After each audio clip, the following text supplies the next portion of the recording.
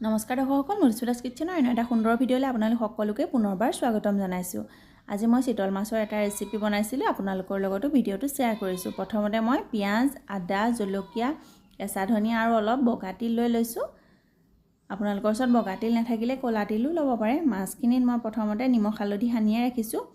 এইকণ মই গদা বুলি কওঁ, আপোনালোকে কি কয় কমেণ্ট কৰি জনাব। এই গদাৰ এটা পকৰি ৰেচিপি মই আমাৰ চেনেলত দি ৰাখিছোঁ। যদি এতিয়া চাব বিচাৰে মই ডেছক্ৰিপশ্যনত লিংকটো দি ৰাখিম, আপোনালোকে চাব পাৰিব। এয়া মই প্ৰথমতে কেৰাহীত তেল গৰম হ'বলৈ দিছিলোঁ আৰু এতিয়া পিঁয়াজখিনি অকণমান ভাজি লৈছোঁ। পিঁয়াজ, আদা আৰু জলকীয়াও দি দিছোঁ। মই বিলাহী প্ৰথমতে নিদিওঁ বুলিয়ে ভাবিছিলোঁ, এতিয়া মই বিলাহী এফাল কাটি দি দিছোঁ। আপোনালোকে পিঁয়াজ কম কৰি বিলাহী সৰহ কৰি দিব পাৰে।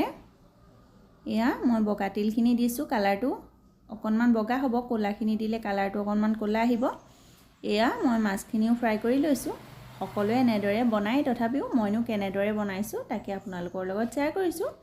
এইখিনিলৈকে যদি ভিডিঅ'টো চাই ভাল লাগিছে লাইক কমেণ্ট কৰিব, লগতে প্ৰথমবাৰ হৈছে যদি চেনেলটো ছাবস্ক্ৰাইব কৰি থৈ যাব। আহিবলগীয়া ভিডিঅ'সমূহৰ ন'টিফিকেশ্যন তেতিয়াহে পাব।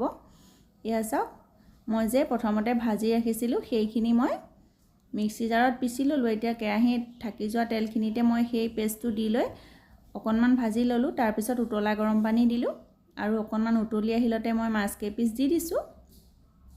খুবেই সাধাৰণ আৰু সহজ ৰেচিপি, এবাৰ এনেদৰেও বনাই চাবচোন। এয়া চাওক, এতিয়া উতলিলে, উতলাৰ পিছত এতিয়া কেঁচা ধনিয়া ইয়াতে দি দিছোঁ। মোৰ ধনিয়াকেইডাল আজি বৰ বেছি ভাল নহয়। এয়া চাওক কিমান সুন্দৰকৈ প্ৰস্তুত হ'ল। ভিডিঅ'টো চোৱাৰ বাবে বহুত বহুত ধন্যবাদ জনালোঁ।